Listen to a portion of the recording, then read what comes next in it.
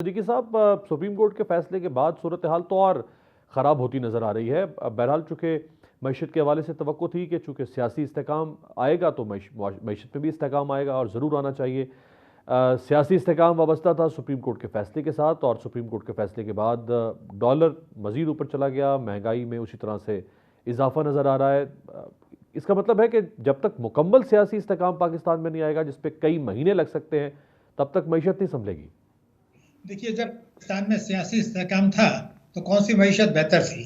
अगर पाकिस्तान की मईशत को ठीक करने में किसी को दिलचस्पी है तो इंतखाबात से पहले ये जो काम मैं बता रहा हूँ वो 3 दिन में हो सकता है।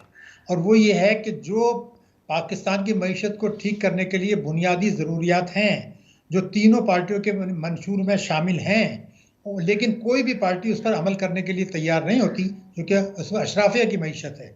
तो अगर हम इंतखाबात से पहले 2 या 3 दिन में पहले हम ये करें कि कानूनी शक्ल दे दें उन इस्लाहात को कि कोई भी आए, कोई भी जाए, उन्होंने ये काम करना है टैक्सों के लिए, तवानाई के लिए, तालीम और सेहत के ज़िम्मे में, और इनकम टैक्स ऑर्डिनेंस 111(4) जो FATF की नज़रों में आ चुका है।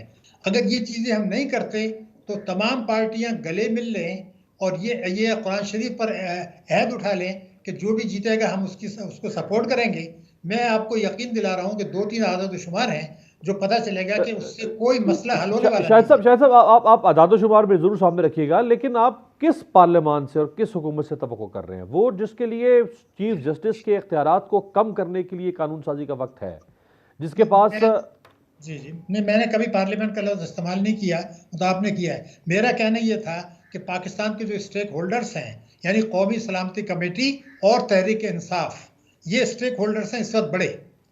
अगर ये नहीं करते, कौमी सलामती कमेटी में तीनों अफवाज के नुमाइंदे हैं और उसमें हुकूमत के नुमाइंदे हैं, और तहरीक इंसाफ जो सबसे बड़ी पार्टी है। लेकिन शायद सब तरजीह नहीं है ना। नहीं करते, मैं अर्ज कर रहा था सर कि इनकी तरजीह नहीं है। इनकी तरजीह ये है कि आज इन्होंने एक करारदाद पास किया सुप्रीम कोर्ट के फैसले के खिलाफ। जो आप चाहते हैं ये पास करें, वो ये पास नहीं करेंगे। वो तरजीह नहीं बन पा रही इनकी।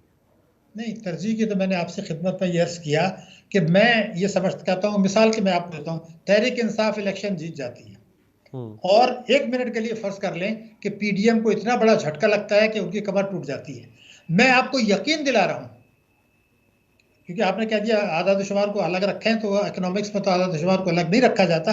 तो तहरीक इंसाफ तमाम तर कोशिशों के बावजूद मुल्क को तबाही से नहीं बचा सकेगी। एज ए पाकिस्तानी हमें ये बात समझनी होगी। इसमें ये बात डिबेटेबल नहीं है, इसमें कोई डिस्प्यूट नहीं है, ये अम्र मुसल्लमा है, सबको पता है, लेकिन शर्माते हैं ये बात करते हुए। इसलिए कि मैं आपको बता, जरा सा 1 मिनट आप मेरी गुजारिश सुन लीजिए। अगले 3 वर्षों में हमें 93 बिलियन डॉलर्स जो हैं वो बैरूनी दुनिया को कर्जों में अदा करने हैं। कर्जों की रीशेड्यूलिंग हो चुकी है, अभी कर्जों की रीशेड्यूलिंग में गुंजाइश नहीं है। तो ये 93 अरब डॉलर कहाँ से आएंगे? पहला सवाल। इसमें हमारे 95 बिलियन डॉलर्स की तरसीलात शामिल हैं, क्योंकि हमारी इंपोर्ट जो है एक्सपोर्ट से दुगनी है। वो कोई 1-2 साल में तो ठीक नहीं कर सकता। वो 95 अरब डॉलर जो हैं वो खतरात की जम में आ गए हैं, क्योंकि हुकूमत ने और स्टेट बैंक ने ये कह दिया है कि जनाब हुंडी हवाले का कारोबार बढ़ा है, जो है इंपोर्टर्स ने पैसा बाहर भेजा है फॉरेन एक्सचेंज का अपना बनाने के लिए, ताकि इंपोर्ट्स कर सकें स्टेट बैंक के अहकामात के तहत। और हमारा रुपया जो है वो 178 से फरवरी से अब ये 285 पर आ गया। तो आप तो खुद तस्लीम कर रहे हैं कि हुंडी हवाले का कारोबार बढ़ा है, तो मनी लॉन्ड्रिंग और टेरर फाइनेंसिंग और क्या होती है? आप खुद स्टेट बैंक कह रहे हैं, हुकूमत कह रही है, अपोजिशन कह रही है। तो आपके ख्याल से 2024 में FATF, जिसमें भारत उसका वाइस चेयरमैन है, वो खामोश बैठा रहेगा और वो ये नहीं कहेगा कि जी ये तो पाकिस्तान तस्लीम कर रहा है? और अगर आपके 2 मुल्कों से झटका लग गया, सऊदी अरब और UAE, तो हम कहीं ये नहीं रहेंगे। एक बात। दूसरी एक और गुजारिश मेरी सुन लें। मैं ये कहता हूँ कि पूरी कोशिश करके 2024 में, अगले साल, जो आपके टैक्स रेवेन्यूज आएंगे, पूरी टैक्स चोरी रोकने के बाद जो मुतवक्के है, तो आप उसमें से सूबों का हिस्सा दे दीजिए।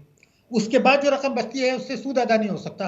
तो आप बताइए कि जादू का चिराग है किसी के पास? इसलिए मैं कह रहा हूं कि पाकिस्तान सबसे पहले है, पाकिस्तान पहले और पाकिस्तान आखिर में। आप कानूनी इस्लाहात को मजबूर करें, कौमी सलामती कमेटी मजबूर करें। बल्कि अगर आप इजाजत दें तो मैं कह दूं कि सुप्रीम कोर्ट ने ये नोटिस लिया था 184(3) के तहत।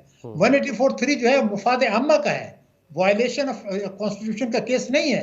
184(3) में सुप्रीम कोर्ट अगर ये कह देती कि जो तीनों पार्टियों के मुत्तफ़क़ा नुकात हैं जो पाकिस्तान की सलामती के लिए और पाकिस्तान की मईशत के लिए, 23 करोड़ अवाम के लिए, पाकिस्तान के जौहरी प्रोग्राम के लिए ज़रूरी हैं, तो सुप्रीम कोर्ट को यह कहना चाहिए था कि इलेक्शन 90 डेज में। लेकिन 4-5 दिन के अंदर हम ये हुक्म दे रहे हैं कि जब आप इलेक्शन लड़ते हैं, आप तीनों पार्टियां मुत्तफ़क़ा मंशूर कुछ नुकात लाती हैं, वो तीनों उस पर अमल नहीं करती, फौजी हुकूमत भी नहीं करती, तो फिर इलेक्शन कोई कोई वजीफा तो नहीं है। असल तो इलेक्शन के बाद आपने इस्लाहात करनी है। तो मेरा एम्फेसिस ये है, पाकिस्तान को बचाने के लिए कानूनी इस्लाहात करनी पड़ेंगी, बगैर इलेक्शन को डिले किए बगैर।